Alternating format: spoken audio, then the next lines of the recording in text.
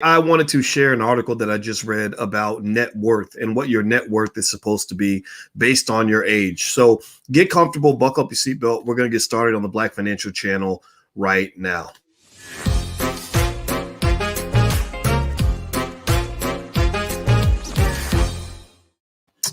Hey, what's going on? Welcome to the Black Financial Channel. That's theblackfinancialchannel.com. My name is Dr. Boyce Watkins. I'm your friendly neighborhood finance professor. And today I want to talk about net worth. Basically, net worth is something that we don't talk enough about. A lot of people talk about how much money you make, but they don't talk about how much wealth you actually have. And there's a big difference there. And I thought this would be an interesting topic to kind of hit. And just a quick reminder, the Black Financial Channel, we talk about financial news and commentary every single day, all day long. And we do it from a Black perspective. So money's always green, but Black is always Black, and Black is always best. And Black is what we put at the top of our priority list because we're solving the wealth gap. We're solving it ourselves. We're not waiting on a government check. We're waiting for our people to wake up and become financially conscious. So good morning to Darlene and Kessie and Marilyn Ross and Kevin Mason, Jason Reeves and Tanya Cable and Amanda Rodella, Alice Williams and Alvin Pleasant and Naima Muhammad. Anyway, let me dive right in. Okay, so I have to say hi to y'all. I'm sorry, just got to do that. All right, so here's what I found. Right, so I was looking at CNBC. Right, so they got this article talking about net worth. And now hit the thumbs up button while I pull this up because I'm going to show you guys this, and I want to talk through some of this. So if you look here, it shows the average net worth by age on this chart right here, right? So it says if you're under 35 years old, the median net worth is $13,900. The average net worth is $76,300. If you let me make this full screen so you can really see it. Give me a yes or no if you can see this chart. Okay, give me a yes if you can see this. If you are 35 to 44, the median net worth is $91,300. The average is $436,200. Look at that! Holy crap! If you're 45 to 54, the median net worth is $168,600. The average is $833,200. Holy, that's insane. That's insane. All right, so let me give you kind of a breakdown of what I'm seeing here with these numbers. First of all, let's talk about net worth. Net worth is how much you own minus how much you owe. Or as my friends over at Earn Your Leisure might say, assets over liabilities.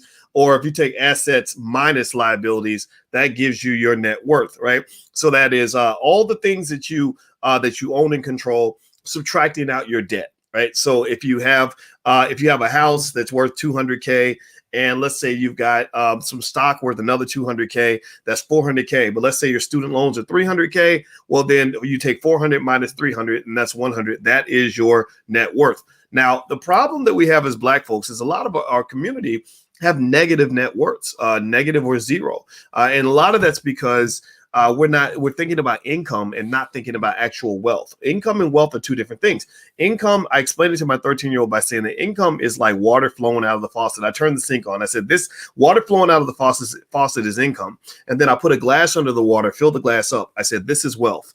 So I said, imagine if all this water was coming through this faucet and there is no glass to capture it, right? I'm not capturing any of this water. I said, what happens if the water turns off? She said, well, you're gonna die of thirst. I said, exactly. So a lot of us die of financial thirst, meaning a lack of liquidity. They call money liquidity because we have the water flowing out of the faucet, but we don't think to put it in a bucket or to put some to the side, right? So wealth is more important than income. I hope that we agree. Give me a yes in the chat if you follow what I'm saying.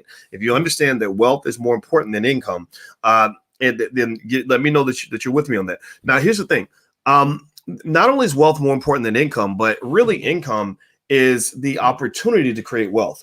Maybe you could think of it like, making love versus having a baby. The reason people do it is not so they can just feel good. That's part of it. But the reason that God and Mother Nature created the oochie coochie, you know what I'm talking about, the sexual healing is because you use that for reproduction. So sleeping with a person is an opportunity to have a child, but it doesn't mean that you're going to have a child. In fact, most of the time when people sleep together, there is no baby that comes out of that. Well, income is the same way. Income makes you feel good. Income gives you status. Income makes you into the man or into the woman and lets you say, look, mama, I made it. Look at how much money I'm making. But It doesn't mean a whole lot if it doesn't turn into wealth, because wealth is when you have something to show for it. So if you think about it like sleeping with somebody, you sleep with a person. A lot of y'all probably got people you slept with years ago that you ain't never gonna tell nobody about, right? Because it's gone, it's over, right? There's no proof of concept. There's nothing to show for it, right? But some of y'all got kids, and the kids are walking, living manifestations that something occurred maybe 15, 20 years ago, and that led to the creation of a human life. So effectively, you can think of wealth almost like economic children, right? That you have the income comes through, and then it gives birth to wealth. And at some point, it doesn't mean that all your income should lead to wealth. Just like every time you sleep with somebody, it probably isn't going to lead to a child. But at some point, when you get older, you kind of say, I want at least a couple of kids, right? Like maybe, and it's okay not to have kids. Like I'm not judging, right? But wealth is the same way. I want you to have some financial kids. I want your income to give birth to something that is that is a proof of concept that gives you something to show for it, so that you're not just kind of spending your life spinning your wheels. But here's another little piece I want to mention here. Do me a favor, hit the thumbs up button, hit the share button, hit the subscribe button, and I'm putting this URL on the screen. If you're interested in actually buying into a franchise, we're doing a masterclass on that with attorney Tanya Nebo, who's one of the world's leading experts at helping Black people get franchises. Franchises are a great way to make money because it gives you a business in a box. A lot of people start businesses. They don't know what to do. They don't know what business they want to do. They don't know how to do it, how to set up the business model. Franchises are pretty cool if you pick the right one, because they give you the whole business model. So if you and your family or your friends or your investment club are looking for ways to build wealth, take a look at Franchise Investing Masterclass. Right now, there's a big discount on it. So if you want to go and sign up, the masterclass starts in a few days. All right, so let me pull up this screen one more time. This is the net worth of Americans based on age, and I'm going to give you my scientific kind of breakdown of what I'm seeing here. And here's what I'm fascinated by. Okay, so you see here that if you're under the age of 35, the median net worth is $13,900. The average is $76,000. If you're 35 to 44, median net worth is $91,300. Average is $436,200. If you're 45 to 54, median is $168. Average is $833. If you're 55 to 64, median is $212. Average is $1.1 million. Now, here's what I want you to notice. Median and average, the gap between the two is massive. Massive. If you're 45 to 54, the median net worth is 168, but the average is 833, like 4 times greater than that. Well, what causes that? Well, let's talk about what a median is versus what an average is.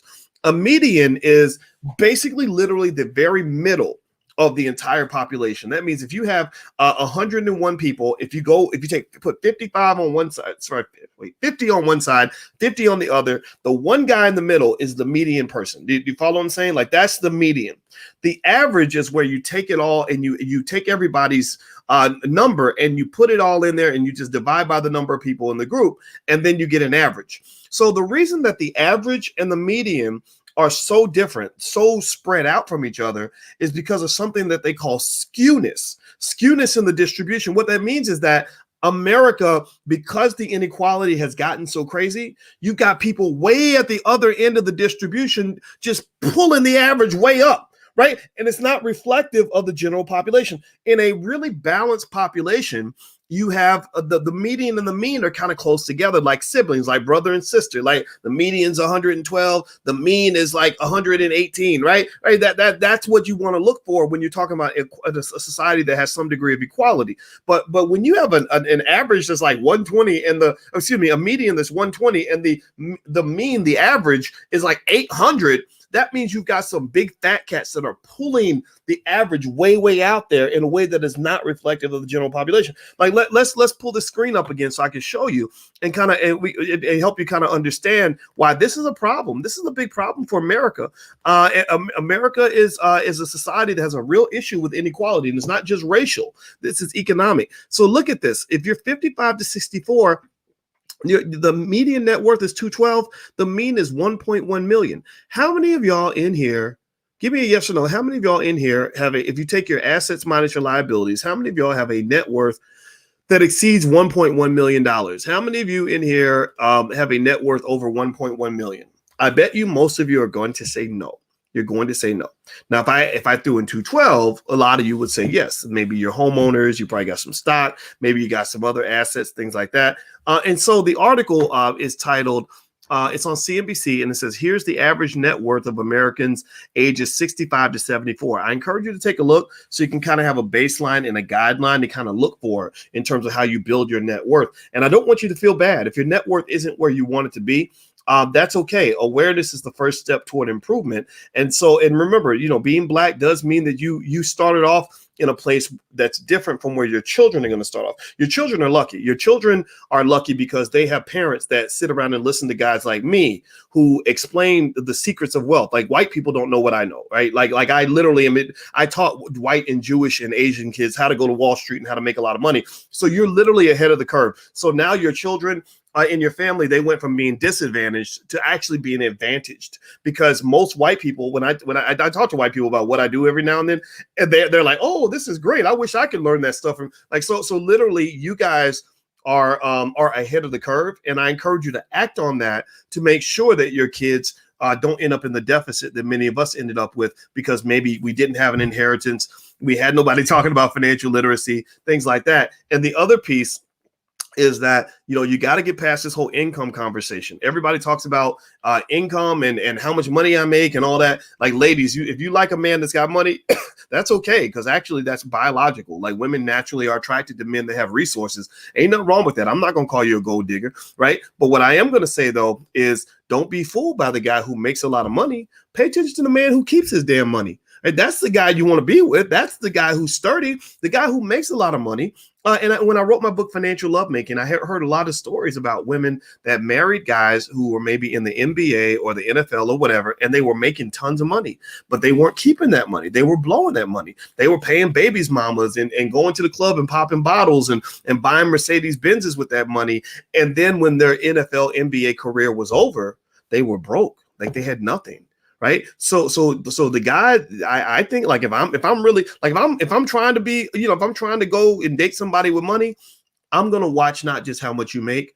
I'm going to more importantly look at how much you keep and what you're doing with the money that you receive. So again, think of income like water flowing out of a faucet. The person who does well is the person who puts the bucket underneath the faucet in order to catch the water. It's not the person who has the biggest faucet. It's not the size of the ship. It's the motion of the ocean, so to speak, right? It's where he's going to put that money at. That's what matters. Okay. So anyway, I hope you guys get what I'm saying. Give me a yes in the chat if you follow. That's my discussion for today. Hit the thumbs up button, share button, subscribe button if you haven't done it yet. And like I said, we're doing the franchise investing masterclass. Attorney Tanya Nebo out of Atlanta, one of the best lawyers in the country, is leading this program. And I hope you'll feel free to join us. Franchise investing is awesome for you to be able to build wealth for your family. It's a major game changer for a lot of people, and we want to help you do it right. So that's what the Black Business School is here to do. And we love you. So have a good day, everybody. I'll check back in a little bit later. And I hope you make $1 trillion, and hit the thumbs up button on your way out if you could. And later on, I'll come back and tell you about our Dogecoin experiment. We're making money. All right. I'll talk to you guys later. Take care. Peace.